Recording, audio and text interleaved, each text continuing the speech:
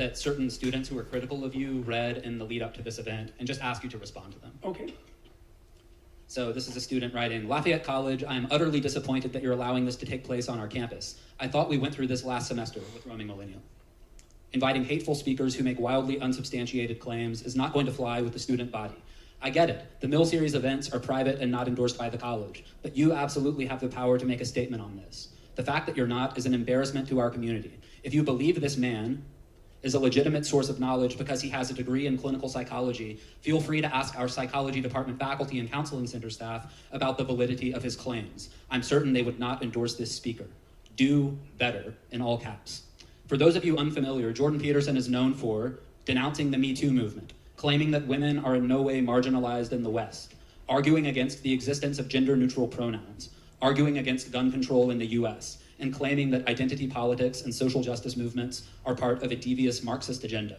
And then another student responded, and this is... So he has differing opinions, so he should be canceled. No one should ever hear him because he has a difference of opinion. That's no longer acceptable. Briefer.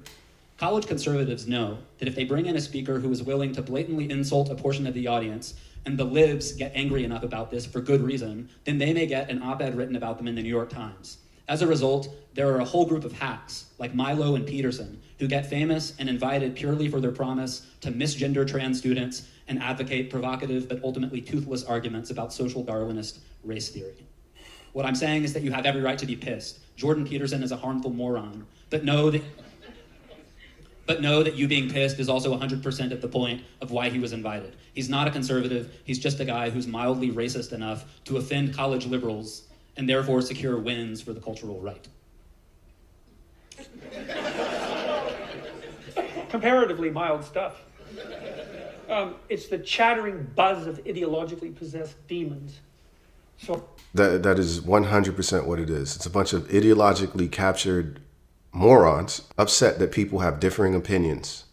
So there's nothing in it that's not entirely predictable. That's one of the things you notice when you're talking to people. If you want to find out whether the person is there or the ideology is there, you listen to see if you're hearing anything that someone else of the same ideological mindset couldn't have told you. You know, like I've had thousands of conversations with people because I've spent 20 years as a clinical psychologist. And one of the things I've learned about people is that they're unbelievably interesting. If you get someone to sit down and you move past the superficial, which you can actually do quite rapidly, they'll tell you all sorts of things that only they know that are unbelievably enlightening about their own peculiar problems, about the way they look at the world, about their idiosyncratic familial dynamics, like just fascinating personal stuff. It's the stuff of great novels, you know, and this is ordinary people. I don't really think there is an ordinary person exactly. There's the facade of ordinariness, but behind that, people are very rarely ordinary. And so the conversations are almost instantaneously fascinating. And one of the guidelines that I used in my clinical practice constantly was, like, I had this sense, I probably learned this mostly from Carl Rogers, was that if the conversation wasn't really interesting, then we weren't doing anything that was therapeutically useful. But all of the interesting elements of it were very, very personal. And so to replace this, and I learned this mostly from Alexander Solzhenitsyn in his detailed analysis of what I would call ideological possession, he talked about people he met in the Gulag camps who were under the sway of rigid communist orthodoxy, and noted very clearly that it was like there was a crank in some sense on the side of their head, and you could just crank the crank and out would come the ideological dogma. And it's all entirely predictable. And people who are in a situation like that don't understand that they're possessed by an idea, right? As Carl Jung said, people don't have ideas. Ideas have people. And it's like, so...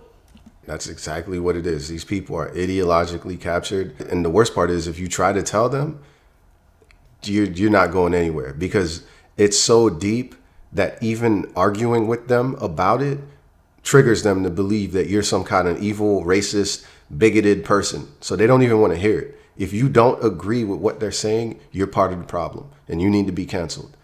It's so dangerous, these beliefs. It's like a cult-like system. You tell people believe in X, and if anyone challenges X, that's the proof of X. It's so dangerous, bro. Like, you tell people the world is racist, and only a racist would challenge the idea that the world is racist. Anyways, that was a video. Let me know what you guys think. Make sure to like and subscribe, and I'll see you guys later. Peace.